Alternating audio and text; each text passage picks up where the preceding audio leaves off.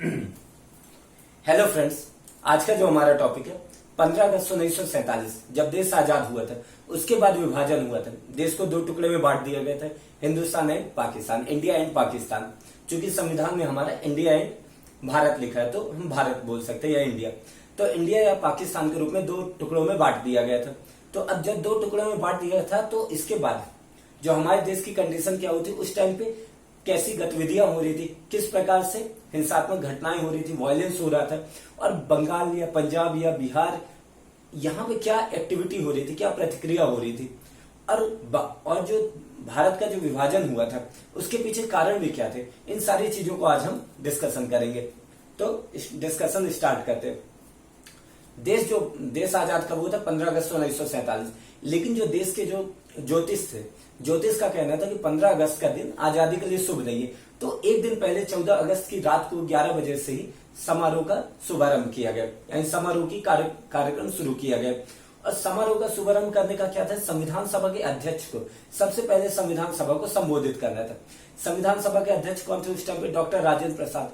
Doctor Rajendra Prasad ने क्या किया? सबसे पहले महात्मा गांधी को संबोधित किया। चूंकि महात्मा गांधी ही सबसे प्रमुख थे तो महात्मा गांधी को उन्होंने संबोधित किया। जैसे ही महात्मा गांधी को संबोधित किया, पूरे के पूरे सभा में तालियों की गड़गड़ाहट, यानी हर कोई ताली बजाने लगे। वहीं सभा के बाहर, चूंकि संविधान सभा के अंदर तो संविधान सभा के सदस्य थे, लेकिन संविधान सभा के बाहर भी पब्लिक जुड़ी थी जो महात्मा गांधी के जय के नारे लगा रही थी। लेकिन वहीं अगर बात किया जाए तो महात्मा गांधी वहां उपस्थित नहीं थे। जो दिल्ली में यानी जो राजधानी में समारोह हो रहा था उसमें महात्मा गांधी उपस्थित नहीं थे, बल्कि वो कहां थे? कलकत्ता में थे। अब कलकत्ता में उन्होंने किसी समारोह में विभाग नहीं लिया। कलकत्ता में भी समारोह हो रहे थे चूंकि देश आजादी हुआ था, लेकिन कलकत्ता में भी उन्होंने किसी समारोह में भाग नहीं लिया और ना ही वहां उन्होंने झंडा फहराया। दोनों प्रकार की गतिविधियां उन्होंने नहीं की। कलकत्ता के गवर्नमेंट हाउस, चूंकि कलकत्ता का गवर्नमेंट हाउस था, कलकत्ता के गवर्नमेंट हाउस में हर जगह गांधी टोपी दिख रही थी। जो भी थे वहां के सदस्य या कि जो भी गवर्नमेंट हाउस में थे, हर कोई गांधी टोपी लगा के घूम रहा था। गांधी टोपी एक सिंबलिज्म था, एक प्रतीक था आजादी का। जब आजादी का संघर्ष चल रहा था, जब हमारे यहाँ मूवमेंट चल रहा था, तो उस टाइम पे गांधी टोपी लगाना ही मतलब आप आंदोलन में शामिल हो रहे हैं। अब चूंकि जब हमें आजादी मिल गई थी तो गांधी टोपी एक तरीके से ये दिखाना था महात्मा गांधी के प्रति कि कितनी रिस्पेक्ट थी, कितना सम्मान था। तो महात्मा गांधी की यानी गांधी टोपी हर जगह दिख रही थी। लेकिन महात्मा गांधी को इसके बारे में किसी चीज का पता नहीं था। महात्मा गांधी इसके बारे में नहीं जानते थे और ना ही उन्होंने परमिशन दिया था कि इस प्रकार की कोई भी आप एक्टिविटी करिए। जब बंगाल के सीएम अब 15 अगस्त 1947 के एक दिन पहले 14 अगस्त 1947 को बंगाल के सीएम महात्मा गांधी के पास पहुंचे। महात्मा गांधी के पास पहुंचने का उनका कारण क्या था? उनका ये पूछना था कि समारोह किस प्रकार मनाया जाए। जो 15 अगस्त 1947 जो स्वतंत्रता दिवस हमें मिली है, इंडिपेंडेंस मिली है, उसका हम समारोह किस प्रकार मनाएं। तो उनका कहना था, महात्मा गांधी का कहना था, देश इतनी विभीषिका से गुजर रहा है, देश में इतनी हिंसात्मक घटनाएं हो रही है, देश में इतना वायलेंस हो रहा है, देश का विभाजन हो चुका है, लोगों को अपना घर बार छोड़ना पड़ रहा है, हर जगह भूखमरी छाई हुई है, लोगों को खाना नहीं मिल रहा है। तो इतनी खराब कंडीशन में आप किसी प्रकार का समारोह किस प्रकार मना सकते हैं, यानी आपका समारोह किस प्रकार मना सकते हो? उनका कहना था। गांधी जी बहुत ज्यादा यानी हृदय से बहुत ज्यादा दुखी थे जब देश के सबसे बड़े जो अखबार था उस टाइम पे हिंदुस्तान टाइम्स के संपादक ने महात्मा गांधी से बोला कि भाई हिंदुस्तान आजाद हो चुका है, देश आजाद हो चुका है, तो इसमें आप कुछ संदेश दीजिए स्वतंत्रता दिवस के उसमें, इंडिपेंडेंस डे के। तो उनका कहना था कि वो अंदर से बहुत ज्यादा दुखी है। बीबीसी जो उस समय अंग्रेजी जो अखबार था उसके सबसे बड़ा था, तो बीबीसी के संपादक ने महात्मा गांधी के सचिव से बोला कि भाई स्वतंत्रता दिवस है, देश आजाद हुआ, तो आप महात्मा गांधी से कोई संदेश दिलवा दीजिए। क्योंकि पूरी दुनिया की निगाह में, क्योंकि पूरा दुनिया जो देख रहा था, महात्मा गांधी देश की नुमाइंदगी कर रहे थे, महात्मा गांधी देश को रिप्रेजेंट कर रहे थे, प्रतिनिधित्व कर रहे थे भारत देश का। तो जरूरी था कि महात्मा गांधी का संदेश पूरी दुनिया तक पहुंचे। लेकिन महात्मा गांधी का कहना था कि उन्हें नेहरू से मिलना चाहिए, उन्हें पंडित जवाहरलाल नेहरू से मिलना चाहिए। क्योंकि अब उनके पास कोई पोस्ट भी नहीं है, उनके पास कोई पावर भी नहीं है, लेकिन वही पंडित जवाहरलाल नेहरू देश के प्रधानमंत्री हैं, मंत्रिमंडल उनके पास, पूरा देश की पावर उनके पास है, तो आप उनसे मिले, ना कि आप मुझसे मिले। लेकिन बीबीसी नहीं मानी। बीबीसी ने फिर से सेक्रेटरी से कहा कि जो संदेश देंगे उसे अलग अलग लैंग्वेज में यानी हर भाषा में अनुवादित किया जाएगा, ट्रांसलेट किया जाएगा, और ये दुनिया का हर एक मीडिया यानी दुनिया इसे सुनेगी। बीबीसी क्या कर रही थी, अपने प्रस्ताव को आकर्षक बनाकर महात्मा गांधी के सामने पेश कर रही थी, लेकिन महात्मा गांधी नहीं माने। महात्मा गांधी का कहना था कि भाई उनसे बोल दो कि गांधी को अंग्रेजी नहीं आती। इस प्रकार से महात्मा गांधी ने एक्टिविटी की। अब महात्मा गांधी 15 अगस्त 1947 को कर क्या रहे थे? महात्मा गांधी 15 अगस्त 1947 को उन्होंने 24 घंटे उपवास करके मनाए, यानी 24 घंटे उपवास करके मनाए थे। जिस आजादी के लिए, क्योंकि आजादी के लंबा संघर्ष किया था, जिस आजादी के लिए उन्होंने लंबा संघर्ष किया था, उसकी बहुत बड़ी कीमत उन्हें चुकानी पड़ी थी। आजादी का लंबा संघर्ष इसी से सिद्ध होता है कि जब 15 अगस्त यानी जब से वो साउथ अफ्रीका से वापस आए थे, तब से उन्होंने भारत देश का नेतृत्व किया था। यानी यहाँ पे जितने भी आंदोलन हुए थे उन सबको नेतृत्व किया था। उस टाइम पे चूंकि नेतृत्व की कमी हो रही थी, उस टाइम पे होम रूलिंग आंदोलन चल रहा था जो एनी बेसेंट और लोकमान्य बाल गंगाधर तिलक चला रहे थे, लेकिन वो भी एक तरह से अपने चरम बिंदु यानी वो भी एक तरीके से समाप्त होने की कंडीशन में थी। एनी बेसेंट का तो होम रूलिंग खत्म भी हो गया था और लोकमान्य बाल गंगाधर तिलक का भी खत्म ही होने के उसमें था। तो उसके बाद जब रॉलेट एक्ट आया तो रॉलेट एक्ट के विरोध में, या कि उन्होंने अहमदाबाद में जो मूवमेंट किया था, या फिर उन्होंने खेड़ा में जो सत्याग्रह किया था, या कि चंपारण में जो सत्याग्रह किया था, या कि रॉलेट एक्ट के बाद उन्होंने जो सत्याग्रह किया था, नमक आंदोलन किया था, असहयोग आंदोलन किया था, सविनय अवज्ञा आंदोलन किया था, या कि उन्होंने जिस प्रकार के रचनात्मक कार्य किए थे, या कि उन्होंने गोलमेज सम्मेलन में भाग लिया था, या कि एक सांप्रदायिकता को रोकने से बचाया था। तो इस तरीके से उन्होंने पूरे देश का रिप्रेजेंट कर रहे थे, यानी पूरे देश का नेतृत्व कर रहे थे। और उन्हीं के ही साथ पंडित जवाहरलाल नेहरू और सरदार वल्लभ भाई पटेल ने भी देश को कंट्रीब्यूट किया था, लेकिन मेन अहम भूमिका महात्मा गांधी की थी। तो इस तरीके से उन्होंने देश की आजादी के लिए एक लंबा संघर्ष किया था, लेकिन आजादी उन्हें बहुत महंगी मिली थी। देश का बंटवारा हो गया था, मुल्क का बंटवारा हो गया था। और वहीं अगर बात किया जाए तो लगभग एक साल से पूरा देश हिंदू मुसलमान के दंगे का गवाह बना हुआ था। यानी एक साल तक क्या हो रहा था, हिंदू मुस्लिम दंगे चलते ही जा रहे थे। तो एक साल तक हिंदू मुस्लिम दंगों का गवाह बना हुआ था पूरा देश। अब कलकत्ता में सबसे पहले 16 अगस्त 1946 यानी 16 अगस्त 1946 से कलकत्ता में हिंसात्मक घटनाएं शुरू हुई। यानी कलकत्ता में हिंसात्मक घटनाएं शुरू हुई, वायलेंस शुरू हुआ। उसके बाद ये बंगाल के अंदरूनी हिस्से में यानी बंगाल के इंटरनल हिस्से में भी ये पहुंच गए। फिर उसके बाद ये कहा बिहार पहुंचा, बिहार से यूपी आया।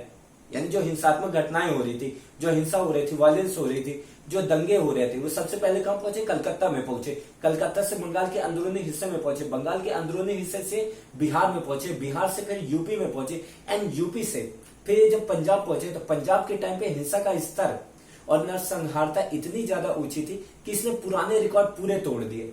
यानी पंजाब तक पहुंचते पहुंचते हिंसा बहुत ज्यादा, यानी वायलेंस जो हिंदू मुस्लिम दंगे थे वो बहुत ज्यादा बढ़ गए थे।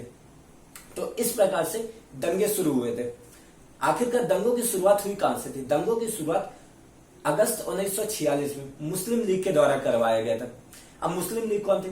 मुस्लिम लीग वही थी जो लगातार पाकिस्तान देश का बनाने के लिए वो आंदोलन कर रही थी। उस टाइम पे मुस्लिम लीग का नेतृत्व कौन कर रहे थे? मुस्लिम लीग का नेतृत्व उस टाइम पे कर रहे थे मोहम्मद अली जिन्ना।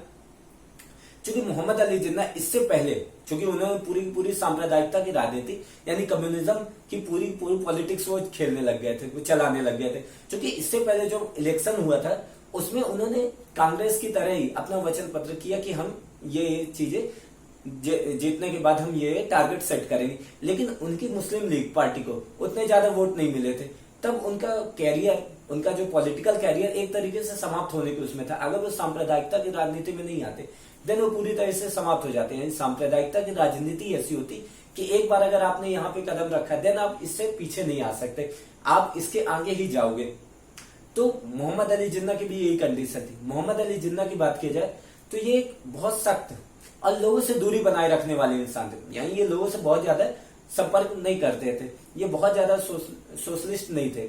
तो क्या लोगों से संपर्क नहीं करते थे और बहुत ज्यादा यानी रणनीतिकार थे, यानी ये टैक्टिक्स बहुत अच्छी बनाते थे। और ये गांधी और नेहरू की तरह ही इन्होंने विदेश में जाकर लॉ की पढ़ाई की थी, कानून की शिक्षा प्राप्त की थी। और गांधी और नेहरू की तरह ये कांग्रेस में के कभी सदस्य थे, जैसे गांधी और नेहरू कांग्रेस के सदस्य थे, वैसे ये भी गांधी और नेहरू की इस तरह कांग्रेस के सदस्य थे। अब जब इनका कहना था, इन्होंने बाद में कांग्रेस छोड़ दी थी, इनका कहना था कि कांग्रेस क्या है, हिंदुओं की पार्टी है और हिंदुओं के लिए पूरा काम कर रही है और हिंदुओं के लिए ही चला रही है पूरा का पूरा। और ये कांग्रेस जो है मुसलमानों के हितों का कोई ध्यान नहीं रख रही है, यानी मुसलमानों की नुमाइंदगी नहीं करती, यानी मुसलमानों का रिप्रेजेंट नहीं करती है। उनका तर्क था कि कांग्रेस राष्ट्रवादी तरीके से अंग्रेजों का विरोध कर रही है, कांग्रेस राष्ट्रवादी तरीके से अंग्रेजों का विरोध कर रही है, लेकिन इसके बावजूद वो देश के सबसे बड़े अल्पसंख्यक समुदाय, देश के सबसे बड़े माइनॉरिटी जो कम्युनिटी थी उसकी नुमाइंदगी नहीं करती, यानी माइनॉरिटी कम्युनिटी मतलब मुस्लिम्स की नुमाइंदगी नहीं करती। मोहम्मद अली जिन्ना का ये तर्क था। अगस्त 1946 में मोहम्मद अली जिन्ना ने क्या किया, कलकत्ता में हिंसात्मक घटनाओं को बढ़ाया, यानी कलकत्ता में हिंसा को भड़काया, यानी उन्होंने वायलेंस वहां किया, वहां पे दंगे करवाए, जिससे क्या हुआ, दोनों समुदाय चाहे हिंसा हो, चाहे हिंदू हो चाहे मुस्लिम हो, दोनों का पोलराइजेशन हो गया। पोलराइजेशन मतलब दोनों का ध्रुवीकरण हो गया, यानी दोनों एक अलग अलग पोल में हो गए, कि एक साउथ में तो एक नॉर्थ में, एक ईस्ट में देन एक वेस्ट में, कि हिंदू और मुसलमान को लगने लगे कि अब उनके और हिंदू और मुसलमान के जो अधिकार है, जो एक तरीके से उनका साथ रहने का कोई औचित्य नहीं बनता, अब दोनों को अलग हो जाना चाहिए। तो इस तरीके से उन्होंने एक पोलराइजेशन किया और अंग्रेजों के ऊपर दबाव बनाया, क्योंकि अंग्रेज तो आखिरकार जाने ही वाले थे, तो अंग्रेजों के ऊपर उन्होंने दबाव बनाया था कि जब भी वो देश से जाएं, जब भी वो भारत देश से जाए तो वो क्या करे, देश का बंटवारा करके, यानी मुल्क का बंटवारा करके ही जाए, कि मुस्लिमों का यहाँ पे प्रतिनिधित्व, मुस्लिमों का यहाँ पे हित नहीं है। अगर वो मुस्लिम्स को यहाँ बिना बंटवारे के जाते हैं तो हिंदू उनको क्या करेंगे, उनको दबाएंगे, उनको मारेंगे, उनके साथ गुलाम जैसी व्यवस्था करेंगे। तो इस तरीके से उन्होंने एक यानी पूरा का पूरा पोलराइजेशन कर दिया, जिसके तहत अंग्रेज अब ये इसको मानने के लिए तैयार हो गए। अब क्या हुआ था, इसके तहत इन्होंने कलकत्ता में, बंगाल में बहुत ज्यादा हिंसा फैलाई। अब बंगाल में मुस्लिम्स लीग ने हिंसा फैलाई, तो हिंदुओं ने बिहार में इसका बदला लिया। हिंदुओं ने बिहार में बहुत ज्यादा हिंसात्मक घटनाएं की, बहुत ज्यादा दंगे उन्होंने करवाए, और इस पर कांग्रेस के स्थानीय नेताओं का कुछ न कुछ तो हाथ था, कांग्रेस के स्थानीय नेताओं का हाथ था इसमें। अब जो अंग्रेजों का पहले ही तर्क था, अंग्रेजों ने पहले ही इस बात को क्लियर कर दिया था कि हम किसी ऐसी सरकार को, यानी हम भारत देश को अगर आजादी हम दे रहे हैं तो हम किसी ऐसी सरकार को सत्ता नहीं सौंपेंगे, किसी ऐसी सरकार को सत्ता नहीं सौंपेंगे जो भारतीय समाज के एक सबसे बड़े समुदाय, जो बड़े समुदाय या कि फिर एक शक्तिशाली समुदाय को उसकी सत्ता मानने से इंकार करता है। यानी जो मुस्लिम समुदाय था अब उसकी सत्ता मानने से इंकार कर रहा था, कांग्रेस की सत्ता मानने से, तो हम उसको सत्ता नहीं सौंपेंगे, हम किसी ऐसी सरकार को सत्ता नहीं सौंपेंगे जिसका एक बड़ा समुदाय और एक ताकतवर समुदाय उसका विरोध करता हो, उसके साथ ना रहना चाहता हो। और 1946 के दंगों में, यानी अगस्त 1946 के दंगों में यह बात क्लियर हो गई कि वो जो बड़ा समुदाय वो मुस्लिम समुदाय था, वो मुस्लिम समुदाय ही था जो नहीं रहना चाहता था, हिंदुओं को वर्चस्व वाली कांग्रेस के साथ शांतिपूर्वक और आराम से नहीं रहना चाहता था। और मोहम्मद अली जिन्ना ने क्लियर किया। इसके बाद जितने भी सांप्रदायिक दंगे हुए थे, जितने भी कम्युनल राइट्स हुए थे, उन सब ये बात क्लियर कर रहे थे कि द्विराष्ट्रवादी सिद्धांत सही है। द्विराष्ट्रवादी सिद्धांत क्या था, द्विराष्ट्रवादी सिद्धांत में यही था कि हिंदुओं के लिए अलग देश होना चाहिए और मुस्लिमों के लिए अलग देश होना चाहिए। हालांकि कांग्रेस के नेता चाहे सरदार वल्लभ भाई पटेल हो, चाहे पंडित जवाहरलाल नेहरू हो, चाहे महात्मा गांधी हो, या कि फिर चाहे आप मौलाना अबुल कलाम ले लीजिए, या कि सुभाष चंद्र बोस ले लीजिए, जितने भी बड़े नेता थे, या कि राजेंद्र प्रसाद, जितने भी बड़े नेता थे, उन्होंने किसी ने भी द्विराष्ट्रवाद का सिद्धांत को नहीं अपनाया था। उनका कहना था कि देश क्या है, सेक्युलर है, धर्मनिरपेक्ष राज्य, और यहाँ पे भी भारत देश में भी मुस्लिम्स रह सकते हैं, मुस्लिम्स क्या सभी धर्मों के लोग रह सकते हैं, क्योंकि ये सेक्युलर कंट्री है, ये एक धर्मनिरपेक्ष राज्य है। लेकिन इसके बाद जितने भी सांप्रदायिक दंगे हो रहे थे, इससे ये क्लियर हो रहा था कि द्विराष्ट्रवादी सिद्धांत सही है और अब देश का बंटवारा, अब मुल्क का बंटवारा अनिवार्य हो गया है। तो इस तरीके से मोहम्मद अली जिन्ना ने पूरा एक खेल किया था। इसके बाद क्या हुआ था, हिंसात्मक घटनाएं शुरू हुई। लेकिन इस हिंसात्मक घटना को महात्मा गांधी मूक दर्शन बने नहीं देखना चाहते थे। क्या हुआ था, हिंसात्मक घटनाएं शुरू हुई ग्रामीण बंगाल में जैसे हिंसात्मक घटना की पहली खबर महात्मा गांधी ने सुनी, सीधे वो घटना स्थल की तरफ रवाना हुए वह 77 वर्ष के वृद्ध है, यानी 77 ईयर के वो बूढ़े, वो कीचड़ हो गए, चट्टान हो गए, ऐसे रास्ते से चलकर वो हिंदुओं को सांत्वना देते फिर रहे थे, जिनको ये हिंसा में चोट लगी थी, तो हिंदुओं को सांत्वना देते फिर रहे थे। उसके बाद वो उन्होंने आखिरकार उनकी बात किया जाए तो 7 सप्ताह तक उन्होंने यात्रा की थी, और 7 सप्ताह में उन्होंने 116 मील की यात्रा की थी, जिसमें अधिकांशों को पैदल चले थे। इसके बाद वो कहां पहुंचे? इसके बाद वो पहुंचे आपके बिहार में वहां जहां पे मुस्लिमों को हिंसा का सामना करना पड़ा था। इसके बाद वो दिल्ली पहुंचे, क्योंकि दिल्ली में पश्चिम पंजाब से जो पाकिस्तान बनने वाला था, तो पश्चिम पंजाब से सिख और हिंदू जो शरणार्थी थे दिल्ली इकट्ठा हुए थे, और उस हिंसा में जो वहां पे पश्चिम पंजाब में उनके साथ हिंसा हुई थी, उनका सब कुछ समाप्त हो गया था, यानी वो पूरी तरह से लुट चुके थे, और उनके अंदर आक्रोश था, उनके अंदर गुस्सा था, और वो गुस्सा दिल्ली में आकर मुसलमानों के ऊपर निकालना चाहते थे। और गांधी जी को आशंका हुई कि इस प्रकार के अगर राइट्स होते, इस प्रकार के दंगे होते, तो इससे क्या हो जाएगा, देश पूरी तरीके से बट जाएगा। देश में जो मुस्लिम जो यहाँ रहने का ही सोचा है, उनके साथ बहुत ज्यादा बुरा होगा। फिर उसके बाद क्या किया, जैसे ही अब इसके बाद महात्मा गांधी क्या किए, वो कलकत्ता की ओर रवाना हुए। जैसे ही यानी जब देश आजाद हुआ था, तो 15 अगस्त के 2 सप्ताह पहले, 15 अगस्त के 2 सप्ताह पहले वो कहा, महात्मा गांधी कश्मीर की ओर रवाना हुए, और कश्मीर की ओर रवाना हुए, और वहां पे 4 दिन रुककर वो सीधे ट्रेन से कलकत्ता की ओर आ गए। और कलकत्ता में वो कहां पे, उन्होंने एक जगह पे वो वहां पे रहे, और वहां पे हिंदू मुस्लिम के बीच का जो भी विवाद था उसको सुलझाने लगे। लेकिन वही 15 अगस्त को उन्होंने प्लान किया कि वो क्या करेंगे, उपवास करेंगे और प्रार्थना करके वो अपना कार्यक्रम जारी करेंगे। लेकिन उसी बीच दोपहर को उन्हें अविस्मरणीय सी घटना सामने आई, अविस्मरणीय खबर आई कि जो हिंदू मुस्लिम्स दंगे हो रहे थे, वो अब थोड़ा शांत हो गए, और हिंदू और मुस्लिम अब साथ साथ मिलकर काम कर रहे हैं। हिंदू और मुस्लिम साथ साथ देश को आजाद, देश की जो पहली स्वतंत्रता दिवस है उसमें साथ में मना रहे, भाईचारा कायम हो गए, अमन का माहौल कायम हो गए। इससे महात्मा गांधी को थोड़ा सांत्वना मिली, और महात्मा गांधी ने डिसीजन लिया कि अब मैं देश को संबोधित करूंगा। लेकिन ये संबोधन बीबीसी के माध्यम से नहीं होगा, ये संबोधन बल्कि प्रार्थना सभा के माध्यम से होगा। देश का बंटवारा हो गया था, देश का बंटवारा हो रहा था, जिसमें जो बंगाल में जो पूर्वी बंगाल था, वो अब किसका हिस्सा बन रहा था, वो बन रहा था पाकिस्तान का हिस्सा बन रहा था। और वहीं पंजाब की कंडीशन बहुत ज्यादा खराब थी, यानी तो पंजाब की जो कंडीशन थी उसके बारे में, यानी बंगाल हो गए और पंजाब हो गए। अब ये दोनों में क्या विभेद था कि बंगाल में राइट्स 1 साल पहले तक बहुत हुए थे, लेकिन आजादी के बाद वहां पे उतनी हिंसात्मक घटनाएं नहीं हुई, उतना वायलेंस नहीं हुआ जितना पंजाब में देखने को मिला। यानी पंजाब में बहुत ज्यादा हिंसात्मक घटनाएं, बहुत ज्यादा वायलेंस हुआ। तो उसके पीछे कारण क्या था, उसके पीछे क्या इश्यूज थे कि वहां पे एक तो पंजाब में क्या हो रहा था कि एक सिख एंगल एक एक्स्ट्रा था, लेकिन वहां पे अगर बंगाल की बात किया जाए तो वहां सीधे हिंदू मुस्लिम्स के बीच लड़ाई हो रही थी, हिंदू मुस्लिम्स के बीच दंगे हो रहे थे, लेकिन पंजाब में एक सिख एंगल एक्स्ट्रा था। तो ये जो बंगाल और पंजाब के जो बीच हिंसात्मक घटनाएं जो ज्यादा और कम हो रही थी, इसके बारे में हम नेक्स्ट लेक्चर में डिस्कस करेंगे। तो ये लेक्चर हमारा यहाँ पे कंप्लीट होता है। So thank you very much for this lecture.